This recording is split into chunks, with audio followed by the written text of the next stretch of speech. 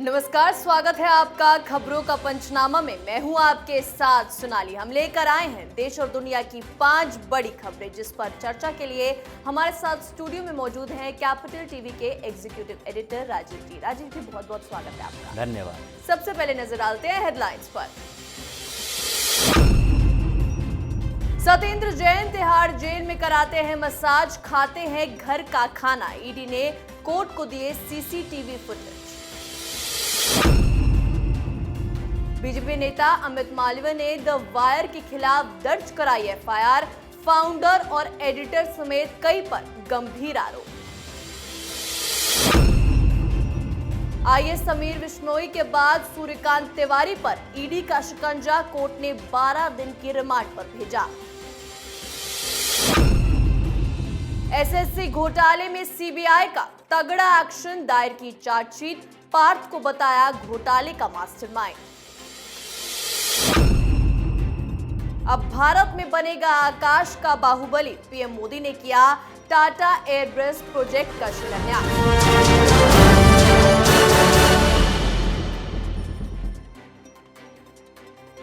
आज की सबसे पहली खबर में बात करेंगे दिल्ली सरकार के मंत्री को जेल में मिल रही सुख सुविधाओं की। सत्येंद्र जैन जेल के अंदर ऐश की जिंदगी गुजार रहे हैं। उन्हें जेल में हर तरह की सुख सुविधाएं दी जा रही हैं। वो कई बार मसाज करते भी दिखाए गए हैं।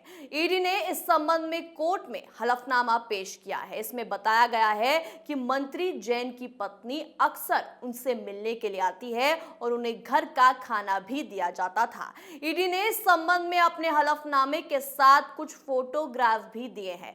राजीव जी, जेल में इतनी ऐशोआराम कहां से हो रही है? देखिए, सत्येंद्र जैन के ये पाप पहली बार नहीं खुल के सामने आए हैं। जब जैन हॉस्पिटल में था तो उस समय भी ईडी के अधिकारियों ने कोर्ट को बताया था कि किस तरीके से हॉस्पिटल में सारी सुख सुविधाएं इसे दी जा रही है। सत्येंद्र जैन हॉस्पिटल में था और उस समय जब अचानक से ईडी के अधिकारी पहुंचे तो जैन वहां पर बैठा हुआ था, उनकी वाइफ बगल में बैठी हुई थी और किसी तरह की कोई बीमारी के लक्षण नहीं दिख रहे थे। लेकिन जैसे ही अधिकारी वहां पहुंचा, इन लोगों ने जल्दीबाजी में ऑक्सीजन मास्क भी लगाना शुरू कर दिया, दूसरे काम भी जो फटाफट करना चाहिए दिखाने के लिए कि हम बीमार हैं, वो लगाना शुरू कर दिया था। इसलिए ईडी ने बार बार ये बात कही थी कोर्ट में भी कि इनका हॉस्पिटल बदल दिया जाए, केंद्रीय हॉस्पिटल में, सेंट्रल गवर्नमेंट के हॉस्पिटल में रखा जाए, क्योंकि इसी सरकार के ये स्वास्थ्य मंत्री भी हैं। तो ऐसी स्थिति में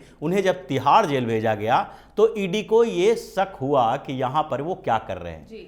तो इसलिए ईडी ने सारे फुटेज मांगे थे सीसीटीवी के। अब फुटेज में जो दिखाई पड़ रहा है वो एक नहीं, दो नहीं, कई ऐसे काम हैं जो जेल प्रशासन के मिली भगत से ही किया जा सकता है। सत्येंद्र जैन मसाज करवाते दिख रहे हैं, उनके साथ मिलने के लिए बार बार पूनम जैन जाती है जो उनकी वाइफ है।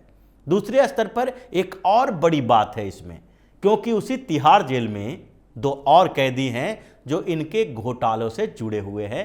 वो हैं अंकुश जैन और वैभव जैन। ये दोनों के ऊपर भी ईडी के आरोप हैं कि इन लोगों ने मिलजुल कर सारे पैसे को हवाला के जरिए बाहर भेजा, सेल कंपनियों को दिए और फिर सत्येंद्र जैन के पास चला गया।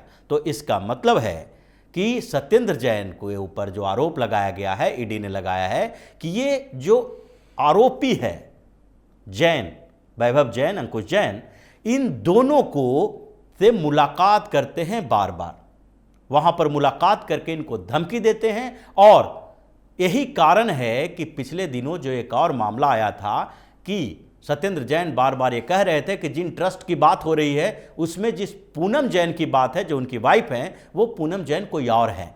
यानी कि सारा फर्जीवाड़ा किया जा रहा है और अरविंद केजरीवाल अभी भी इन्हें मंत्री बना के रखे हुए हैं। ये अरविंद केजरीवाल के मुंह पे करारा तमाचा है जो सबको ईमानदारी का सर्टिफिकेट देता है। जी बिल्कुल। जहां दिल्ली सरकार के मंत्री जेल में ऐश काट रहे हैं, वहीं द वायर की मुश्किलें बढ़ती जा रही हैं। बीजेपी के आईटी सेल के प्रमुख अमित मालवीय ने न्यूज वेबसाइट द वायर के खिलाफ एफआईआर दर्ज कराई है। शिकायत दिल्ली पुलिस में दर्ज कराते हुए गंभीर आरोप लगाए हैं। अमित मालवीय की सूचना के आधार पर दिल्ली पुलिस ने द वायर के फाउंडर और एडिटर समेत उनकी टीम के खिलाफ प्राथमिकी दर्ज की है। पुलिस को दी गई शिकायत में अमित मालवीय ने आरोप लगाया कि मीडिया कंपनी द वायर ने मेरी प्रतिष्ठा को खराब करने और धूमिल करने के लिए फर्जी रिपोर्ट तैयार की है। राजीव जी, क्या द वायर अब बंद हो जाएगा? देखिए, जो आरोप हैं बहुत गंभीर हैं। पहले भी वायर ने ऐसे रिपोर्ट्स दिए थे जिस समय अमित शाह के बेटे जय शाह के ऊपर आरोप लगाया गया था कि वो कंपनी जो है उनकी, उसमें फर्जीवाड़ा है। ये कंपनी गुजरात में जो काम कर रही है वहां पर सरकार उनको बेहतरीन अतिरिक्त फैसिलिटी दे रही है, और जिसके कारण जय शाह की कंपनी का शेयर 500% बढ़ा है। यानी कि लगातार पैसे बढ़ते गए हैं उसमें जितना इन्वेस्ट किया था। यह भी रिपोर्ट पूरी तरह से फर्जी थी, जिसमें अमित शाह को बदनाम करने की कोशिश की गई थी। अब वायर ने अमित मालवीय को सिर्फ नहीं बल्कि पूरे भारतीय जनता पार्टी की छवि धूमिल करने की कोशिश की है, जिसमें मेटा का मामला है जो व्हाट्सएप ग्रुप चलाता है, व्हाट्सएप वाली कंपनी है। अब इसमें क्या किया इन लोगों ने? इन लोगों का कहना था कि जो ग्रुप चलते हैं तो कैसे कैसे ग्रुप चलने हैं, कौन से कंटेंट को आगे बढ़ाना है, कौन से कंटेंट को रोकना है व्हाट्सएप में, उनके बारे में डिसीजन लेने वाले लोगों में अमित मालवीय भी शामिल हैं, जो भारतीय जनता पार्टी के आईटी सेल के प्रमुख हैं। इसका मतलब है कि इनका आरोप है कि भारतीय जनता पार्टी की सरकार है तो केंद्र सरकार कहीं न कहीं ये सोशल मीडिया प्लेटफॉर्म को कंट्रोल करने की कोशिश करती है। ये जो बार बार ये लोग पहले से आरोप लगाते रहे कि ये कंट्रोल करने की कोशिश फेसबुक, ट्विटर और व्हाट्सएप जैसे सोशल मीडिया प्लेटफॉर्म को करते हैं, जिसका मतलब है कि ये लोगों के स्वतंत्रता को प्रभावित कर रहे हैं। अब इनका दांव उल्टा पड़ गया, क्योंकि वायर, एनडीटीवी ऐसे जो कई संस्थान हैं, प्रिंट हैं, क्विंट हैं, ये एंटी मोदी ब्रिगेड हैं, जो प्रधानमंत्री मोदी और भारतीय जनता पार्टी की सरकार के खिलाफ ही खबरें ढूंढते रहते हैं और फर्जी खबरें क्रिएट करते हैं। तो ये जो बार बार विपक्ष हंगामा करता है कि मीडिया यानी कि गोदी मीडिया हो गई है, उनके मुंह पर तमाचा है कि किस तरह ये फर्जी खबरें चलाता है। और वायर का तो बंद होना इसलिए भी जरूरी है क्योंकि ये गंभीर आरोप लगाने के साथ ही प्रधानमंत्री नरेंद्र मोदी ने भी एक बात कही कि एक फेक न्यूज देश में बवाल खड़ा कर सकता है, और इसी के कारण अब ऐसा लग रहा है कि फेक न्यूज फैलाने वाले जो ये पूरा गैंग है, इसको बेनकाब किया जाएगा और इसके खिलाफ कार्रवाई की जाएगी। जी बिल्कुल। तीसरी खबर में बात करेंगे सूर्यकांत तिवारी पर ईडी के बड़े एक्शन की। छत्तीसगढ़ में पिछले 18 दिन से ईडी की कार्रवाई जारी है। आईएएस समीर बिश्नोई और 2 कारोबारियों के बाद कोयला ट्रांसपोर्टिंग में गड़बड़ी मामले में अब सूर्यकांत तिवारी ने रायपुर के स्पेशल कोर्ट में सरेंडर किया। इसके बाद कोर्ट ने 12 दिन के रिमांड पर ईडी को सौंप दिया। अब ईडी 10 नवंबर को सूर्यकांत तिवारी को कोर्ट में पेश करेगी। राजीव जी, क्या सूर्यकांत कुछ बड़ा खुलासा करने वाले हैं? सूर्यकांत इस पूरे मामले का मास्टरमाइंड है। सूर्यकांत तिवारी की तलाश जारी थी। इनके चाचा लक्ष्मीकांत तिवारी पहले गिरफ्तार हो चुका था और साथ ही समीर बिश्नोई के घर पे छापेमारी पड़ी। ईडी ने उस बीच करोड़ों रुपए, ज्वेलरी, उसके बाद दस्तावेज, ये सब बरामद किए हैं। और जो पहले ईडी के जो सबूत हैं, जो रिपोर्ट्स आए हैं, वो बहुत चौंकाने वाला है। ईडी ने पिछले दिनों कहा था कि ये जो बड़ा ट्रांसपोर्टेशन, कोयले के ट्रांसपोर्टेशन में घोटाला हुआ है, कोल डिपो और साथ में कोल वाशरी में, इसमें करीब करीब 3 करोड़ रुपए पर डे की वसूली होती थी। इसी बात को लेके छत्तीसगढ़ की सरकार के ऊपर आरोप लगे और मुख्यमंत्री भूपेश बघेल के ऊपर भी आरोप लगे, और भारतीय जनता पार्टी ने कहा था कि अभी सोनिया गांधी के एटीएम बने हुए हैं बघेल। तो इसका मतलब है कि सूर्यकांत तिवारी जो बघेल की सरकार बचाने में और टीएस सिंहदेव और बघेल के बीच जो पॉलिटिकल रस्साकसी चल रही थी सीएम के पद को छोड़ने के लिए, उस समय जिस तरीके से जो नेताओं को, विधायकों को मैनेज किया गया था, उसमें इसका बड़ा भूमिका मानी जाती थी। जो सूर्यकांत तिवारी इस पैसे का इस्तेमाल उन विधायकों को खरीदने के लिए कांग्रेस के ही कर रहा था। तो इसका मतलब है कि सूर्यकांत तिवारी जो अब सरेंडर किया है, ये बताएगा कि उसका कहां कहां पॉलिटिकल कनेक्शन है और बघेल की इसमें भूमिका क्या रही है, कितना पैसा वो कांग्रेस को, कांग्रेस के नेताओं को और नीचे से ऊपर तक मुख्यमंत्री से लेकर सोनिया गांधी तक कहां कहां पैसा पहुंचता था, ये सारे राज तो सूर्यकांत तिवारी ही खोलेगा। जी बिल्कुल। जहां छत्तीसगढ़ में सूर्यकांत तिवारी कुछ बड़े राज खोल सकते हैं, वहीं सीबीआई ने पार्थ पर शिकंजा कस दिया है। सीबीआई ने पश्चिम बंगाल स्कूल सेवा आयोग में ग्रुप सी और ग्रुप डी भर्ती में गड़बड़ी के संबंध में चार्जशीट दायर की है और कहा कि पूर्व शिक्षा मंत्री पार्थ चटर्जी घोटाले के मास्टरमाइंड थे।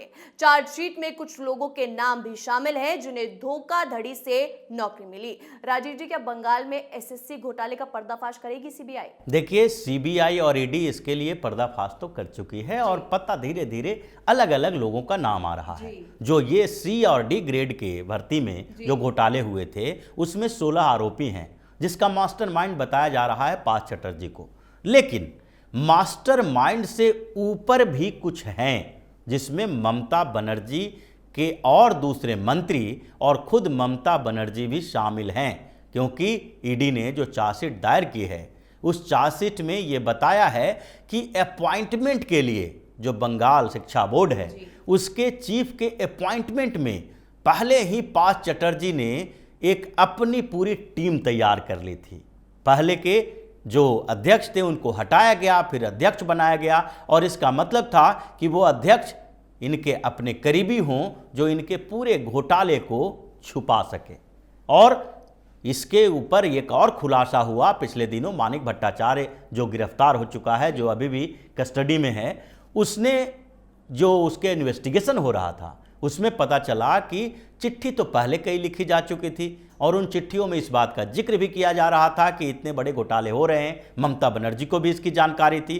तो कैसे कहा जा सकता है कि ममता बनर्जी पूरे शिक्षक भर्ती घोटाले, एसएससी घोटाले में कोई भूमिका नहीं अदा कर रही थी और उन तक जांच की आंच नहीं पहुंचनी चाहिए। अभी कई चार्जशीट और दायर होंगे, कई नए गवाह बनाए जाएंगे और उसमें पार्थ चटर्जी के ऊपर बैठे लोग भी इसके गिरफ्त में आना है। जी बिल्कुल। आखिरी खबर में बात करेंगे पीएम मोदी के गुजरात दौरे की। गुजरात के वडोदरा पहुंचे पीएम मोदी ने टाटा एयरबस के C295 transport aircraft manufacturing plant की आधारशिला रखी। इस दौरान प्रधानमंत्री ने अपने संबोधन में कहा कि वडोदरा में विमान निर्माण सुविधा क्षेत्र में आत्मनिर्भर बनने की दिशा में भारत की एक बड़ी छलांग है। इतना ही नहीं, उन्होंने कहा कि ये पहली बार है कि भारत के डिफेंस एरोस्पेस सेक्टर में इतना बड़ा निवेश हो रहा है। वडोदरा में बनने वाले ट्रांसपोर्ट एयरक्राफ्ट हमारी सेना को तो ताकत देंगे ही, इससे एयरक्राफ्ट मैन्युफैक्चरिंग के लिए एक नए इकोसिस्टम का विकास होगा। राजीव जी, गुजरात के लिए कितनी बड़ी सौगात? देखिए, गुजरात के लिए तो सौगात है ही, लेकिन ये भारत के लिए बड़ा सौगात है। इसको गुजरात तक सीमित नहीं रखना चाहिए, क्योंकि जिस तरीके की सुविधाएं दी जा रही है, ये एक बड़ा ऐसे पहल है जिसके माध्यम से हमें सिर्फ डिफेंस में प्राइवेट सेक्टर के इन्वेस्टमेंट के एक नई पहल नहीं हुई है, बल्कि इसके साथ साथ ये भी सामने आया है कि जो इकोसिस्टम की बात प्रधानमंत्री नरेंद्र मोदी कर रहे हैं, उसका मतलब है कि डिफेंस के सेक्टर में हम मैन्युफैक्चरिंग हब बनने वाले हैं। हमारे पास भी वो टेक्नोलॉजी होंगे जिसके लिए हम बार बार विकसित देशों के ऊपर निर्भर रहते थे। हम सिर्फ डिफेंस के सेक्टर में खरीदारी करते रहे, चाहे फाइटर प्लेन हो, चाहे कोई बड़े मिसाइल टेक्नोलॉजी हो, हम बार बार दूसरे से खरीदारी करते रहे हैं। लेकिन अब हमारे यहाँ R&D हो रहा है, हमारी देश की कंपनियां विदेशी कंपनी के साथ कोलैबोरेशन कर रही है, यहाँ प्लांट बिठाया जा रहा है और ये प्लांट जो बिठाया जा रहा है, इसमें खुद का मैन्युफैक्चरिंग होगा और उसमें दूसरे यूरोपियन देश जो हैं वो अपने टेक्नोलॉजी को भी शेयर करेंगे और फिर इसका फ़ायदा भारत को मिलेगा डिफेंस सेक्टर में, जो प्राइवेट कंपनियां धीरे धीरे निवेश करेगी और हम दूसरे देश पर निर्भरता को कम कर सकते हैं, जिसका दूसरा पहलू जो फायदा होने वाला है वो एम्प्लॉयमेंट जनरेशन से है। तो यानी कि एक पंथ कई कार्य होने वाले हैं और इसलिए पीएम मोदी ने उस इकोसिस्टम की बात की है जो आगे होने वाला है। बहुत बहुत धन्यवाद राजीव जी बातचीत के लिए। धन्यवाद। खबरों का पंचनामा में आज के लिए इतना ही। देश विदेश की बाकी खबरों और उनके सटीक एनालिसिस के लिए देखते रहिए कैपिटल टीवी। हमें लाइक कीजिए, शेयर कीजिए और कैपिटल टीवी को सब्सक्राइब कीजिए। नमस्कार।